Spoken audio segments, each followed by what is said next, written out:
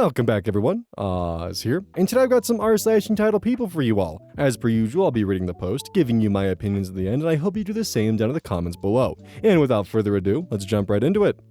The Peasant King M.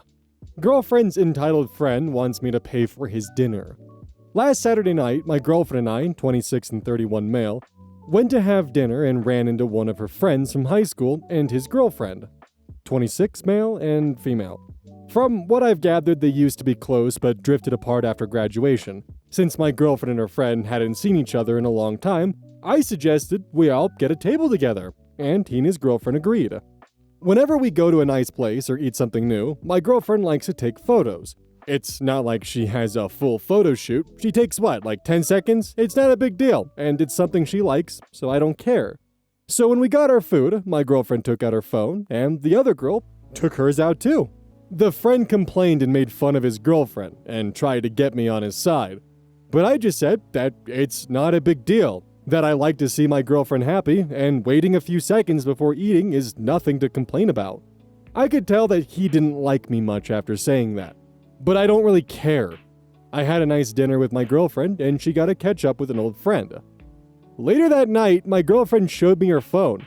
After leaving the restaurant, her friend had an argument with his girlfriend over his comments during dinner, and he was blaming me. He told her that I owed him for the dinner. My girlfriend laughed at him. Hey, buddy, you didn't agree with me when I was insulting my girlfriend and take my side. That means you embarrassed me and now you have to pay for my dinner because you didn't back me up, bro. Here we actually have a perfect example of a healthy, good relationship of a boyfriend, while not understanding his girlfriend's interests, lets her take the time to be happy and enjoy herself. He may not understand it or get it, but he knows it makes her happy. And then on the other hand, we have the other guy. Doesn't understand his girlfriend's likes or interests, so rather than just letting her be happy, wants to berate her for it, bring her down, laugh and joke about how ridiculous this is. And unfortunately, his girlfriend got a good taste of a guy that actually supports and loves his girlfriend compared to whatever the fuck she's dating. Also, I just love the logic of, you didn't back me up when I was being an asshole to my girlfriend, so that means you owe me for the dinner. What kind of fucking logic is that? Even if, OP had actually legitimately wronged his girlfriend's friend, as long as he ordered the food that he chose to, ate it, enjoyed it, and paid for it in the end, especially when it's a restaurant they chose to go to. They met at the restaurant by accident and chose to get a table together. Under what circumstance would justify, OP having to pay for that meal? I can't think of one. Because, even in the fucked up scenario of, OP grabbing an aluminum bat and, bum rushing him and just swinging for his shins over and over again, he wouldn't have to pay for his meal. It would just be an assault charge and maybe being sued for the damages caused to your legs and the hospital bills. Not for the meal. Unless the meal was ruined by the baseball bat or something. But still, I'm trying to comprehend or think about a scenario that would lead it to be where after he enjoys and eats his meal, what could possibly guarantee the fact that OP would have to pay for it? This is more of a thought experiment, and I'm genuinely curious to see what you guys can think of. Because this is just goofy. Alexandra 22217. Random person stole a decorated reserved table. First time posting here, but I am pissed. I work at a restaurant, one of those local small cutesy bistros, that's not super upscale, but usually fully booked because we're in an awesome location and don't have many tables. We recently had a woman email us saying that she wants to bring her boyfriend here to celebrate a very special event. I won't say what to not make it too personal. It's not unusual to receive more detailed table requests for special occasions every now and then. It can range from booking a whole seating area for privacy to asking to put up some decor, etc. This lady didn't really ask for much. She just asked if she could pay up front to have a more secluded decorated table. We love these kind of reservations when people ask nicely and are realistic about it. We closed off a little corner of the restaurant.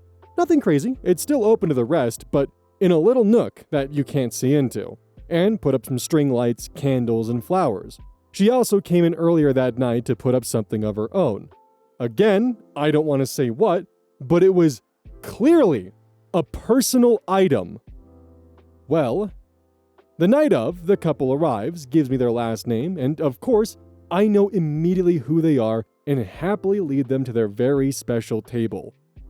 Only to find an old lady and a little kid sitting there with their belongings all over the damn place. Turns out, they thought the "please wait to be seated" sign, the "closed for private event" sign, and the "reserved" sign somehow did not apply to them. They barged right past everything when no one was looking. There were only 2 of us working the tables that night because the place is small, and sure enough, simply claimed the only free table. Now, some people just have zero awareness, so part of me had to assume that maybe they were a little slow. I tried to confront them very nicely, even though I was panicking with the couple right behind me. But, oh boy! That older lady knew exactly what she was doing and immediately blew up about no one tending to her table and making them wait. I explained that this table was reserved, and that they needed to leave, and that the whole place was fully booked. She explained to me, loudly, that she did not care, that the other restaurants on our block were full, and that her and her grandson have every right to be here. It took a lot of arguing between them and me and my coworkers, but when we threatened to call the police to have them removed, she gave up. That's actually exactly what I was going to say they should do. Unfortunately, most of the damage was already done. It left everyone in a pretty sour mood, and to make matters even worse, the kid had tampered with the sweet woman's personal item that she had put there right before. It wasn't a valuable, just a cute little surprise. The couple looked pretty upset, and while they didn't blame us for anything, I could just tell how close to tears the woman was. The surprise she had planned was a pretty big deal, and I simply felt awful for her. I've always heard stories about having to deal with crazy people in the service industry, but this was a first for me. I'm just a student doing this some nights a week for some extra cash. My absolute deepest condolences to anyone dealing with this shit for a living. There is a soft silver lining to the story. User D.Opt comments, "You comped the meal of the couple who had their special evening ruined, right?" OP responds, "Oh my god, yes, don't worry. They insisted on a very generous tip for the decor and extra trouble, bless their souls, but they dined for free." So at least there is a soft silver lining. But in circumstances like this, if someone is just refusing to move, just say that they're trespassing, and if they don't move, you'll call the police.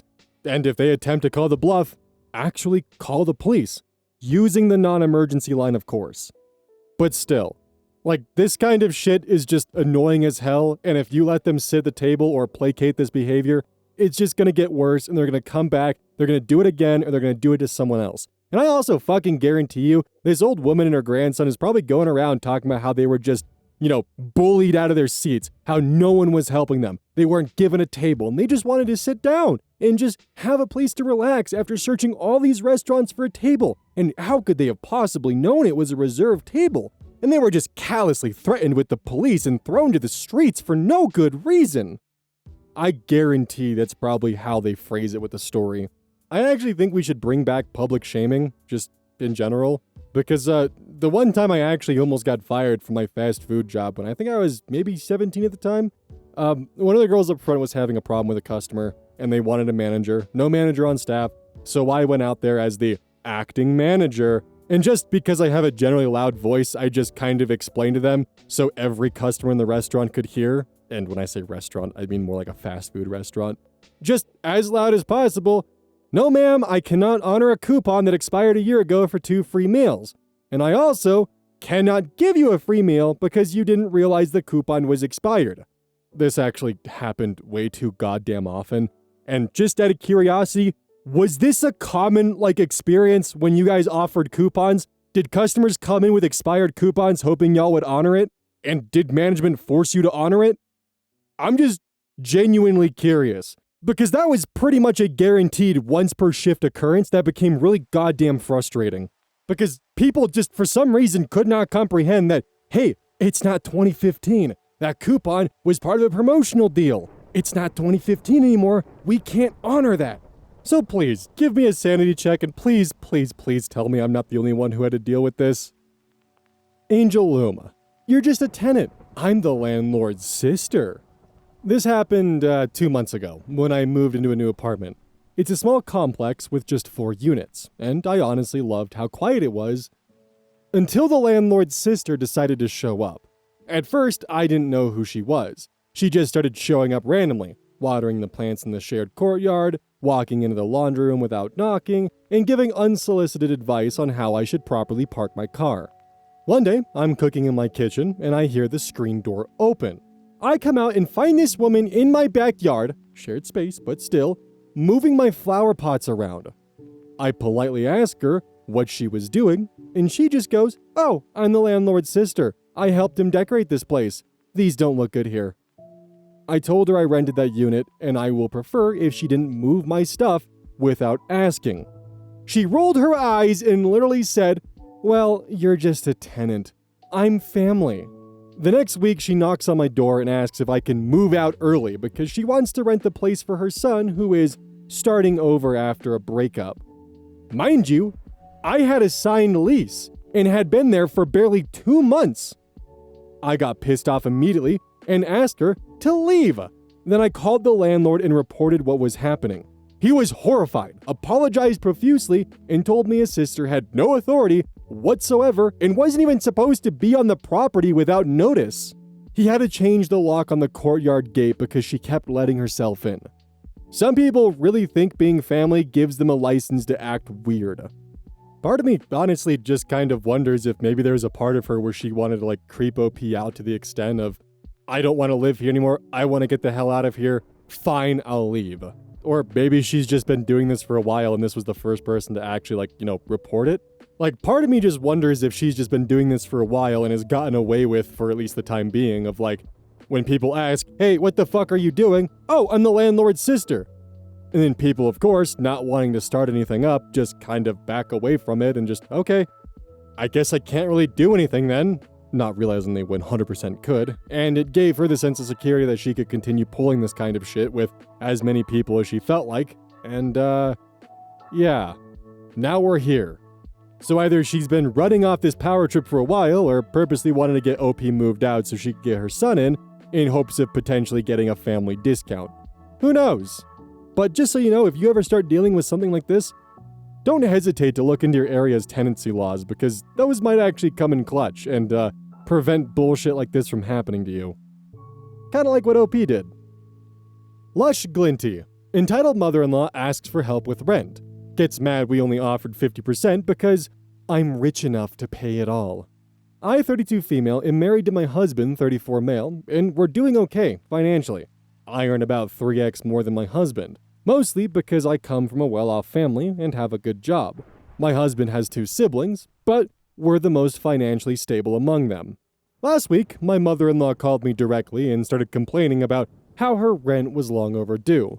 She said she couldn't keep up with it and asked if I could help her out. I told her, politely, that I would speak to her son, my husband, and get back to her. Later that evening, I and my husband discussed it and agreed to assist her with 50% of the rent from our joint account. So immediately after the discussion right there, my husband calls her to let her know that she would get half the rent from us. Her response? "Why only 50? I'm going to speak with your wife." Then she hung up on him. The next thing I know, she calls me, pretending like my husband hadn't just spoken to her, and goes, "What about what I told you concerning my rent? You said you'll get back to me." I told her, "My husband has told you already that you'll be getting half of the rent from us." Her tone immediately changed. "Just half? Why?" I calmly explained, "That's what we're able to give you right now." She then said, "But you are more rich. If you were a good daughter-in-law, you would have given me the full amount. You can afford it." At that point, I suggested maybe she could ask her other 2 kids to help cover the rest. Her reply, "No, they're not rich, but you're rich." I just hung up the call on her. Yay, gotta love a mother-in-law story sneaking in here. Just the classic, I expect you to take care of your mother-in-law because I'm your mother-in-law, and you should pay the entirety of my rent despite the fact that you're not even living here. Because you're rich. It was already obscenely generous for OP to offer 50%. And then for her to turn that down from her son, pretend like she hadn't heard anything, calling her daughter-in-law back, acting like no conversation just occurred, in hopes of potentially negotiating something higher. Like, that's just slimy, and she was caught literally red-handed. It's like a child asking for a cookie from their dad, then when told no, they turn around and ask a cookie from their mom. But little do they find out, their mom told their dad that they can't have a cookie. The Quarantinian. You sure showed me. I'll just tear up this check for $3,500 and you get nothing. You lose. Good day. When I was a property shepherd for banks that foreclosed on properties, I was often asked to see if the occupants would accept money in exchange for surrendering the property in clean, intact condition and skipping the eviction. I had nothing to do with the foreclosure or eviction, and they used me because the lawyers charged hundreds of dollars an hour for that kind of thing. They prepared the offer, I presented it. If they said yes, the bank sent me a check. I inspected the house, and if it was clean and intact, handed over the check. Important note, there was an eviction clock running. If I did not report that they had complied with the agreement, the eviction would proceed. They did not stop that process unless I was successful. So, I was helpless to grant extra time to move out beyond the agreement says be out by the 14th. You are working hard, the bank is closed, I can come back first thing in the morning, and if you are done, I'll release the check and tell the bank you complied. I was dealing with a couple in a 4,000 square foot house. They had been fighting the foreclosures, then fighting the eviction, and the bank and the lawyers were sick of them. I delivered the offer, $3,500 to be out in 2 weeks. It was explicitly clear that I was not from the bank. I was not from the lawyer's office. They showed up at my office anyway and tried to convince us to sell them the house. The house, which was not for sale, which they couldn't afford or they wouldn't be facing eviction, which wasn't ours. They didn't like any of those truths, said we had better start checking under our car before— Whoa, oh shit. They didn't like any of those truths, said we had better start checking under our car before starting it up, and stormed out. They wanted the money, and I always did what little I could to help people make the deadline. I always offered to come by a few days early and point out what needed to be cleaned. Normal wear and tear? No problem. Stained carpet? This isn't a security deposit, so unless it was a fresh, intentional stain, I didn't care. Missing fixtures? That's a problem. Unswept floors? Problem. Bags of rotting food in the garage? You get the picture. I went over for a pre-inspection. Not even close. I pointed out what needed to happen. They asked if I could have the check now to hire cleaners, and they would totally have it ready in time.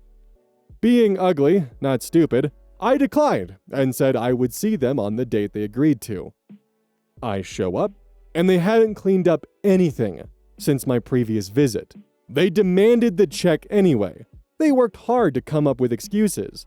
They were tired after threatening to kill me with a car bomb. They needed the money for the down payment on another house. Won't I do them a favor? They will do anything for the check except clean. I marked them non-compliant and left, returning the check to the lawyer's office. A week later, the lawyer's office told me I was free to take possession of the house and start my process.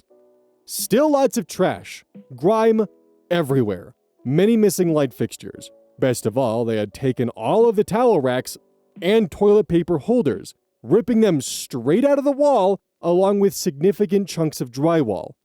They sure taught me a lesson by damaging a house that wasn't mine and for skipping, at best, 3 hours of cleaning. They lost out on $3,500, even though they deserved that money for being stressed.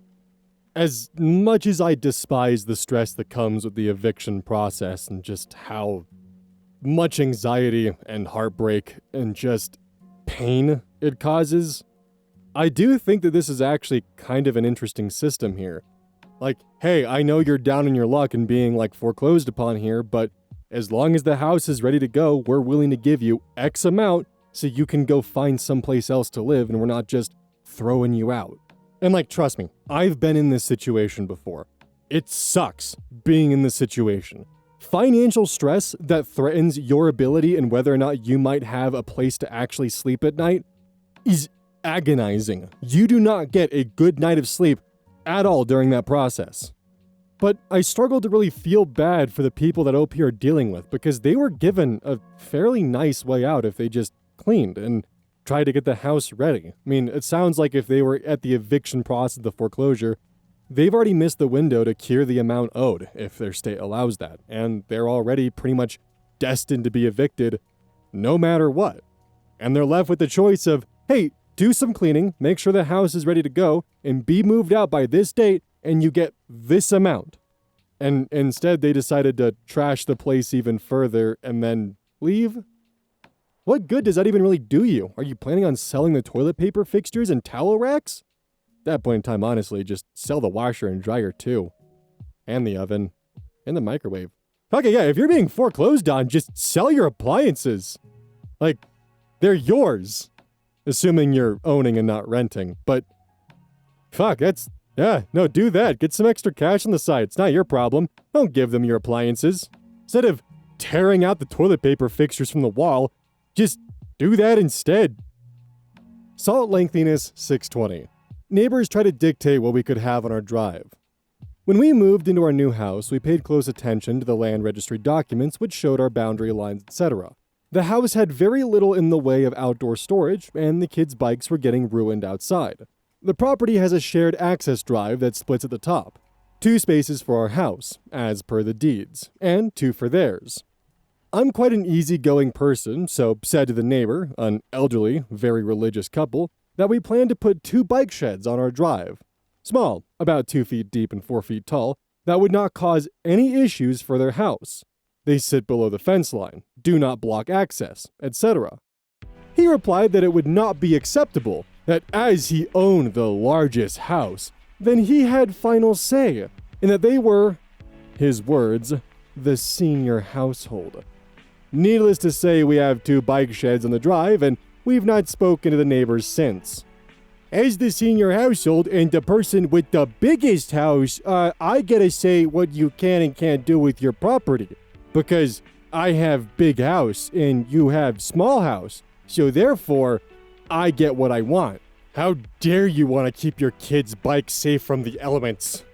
Also, I do just love the classic, boomer logic of, kids these days don't know how to play outside or drink from the hose or don't know that when the street lights turn on, that's when you go home and stop playing outside. Kids these days. Also, no shed for your kids' bikes. I don't want them playing outside and making noise.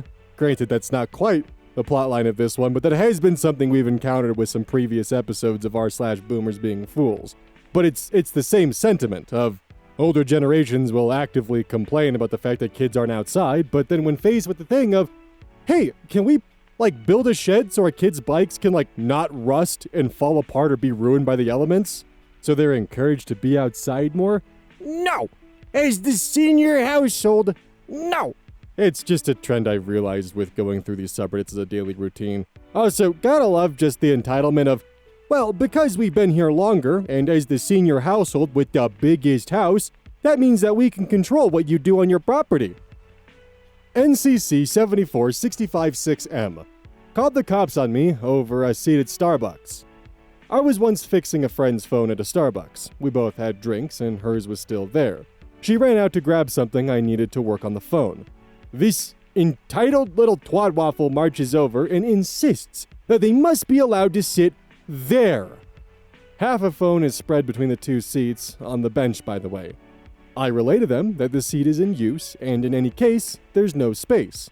They tried the, there's obviously no one here now bit, with the big stupid voice sarcasm, then proceeded to sit anyway, and then moved their arms like they were about to try to sweep these tiny little phone screws off the edge. I moved my arm to block them, while still holding this mini screwdriver in my hand. We argue back and forth for a hot minute, and it's clear they're not giving up, but I'm not done and not moving either. This little shit goblin picks up their phone and goes, "I'm going to call the police if you don't stop." I laugh and go, "Fine, go ahead." So they fucking do. Right as I'm sitting there, staring at me, they get this big shit-eating grin on their face and say, "And then they threaten to stab me with a screwdriver."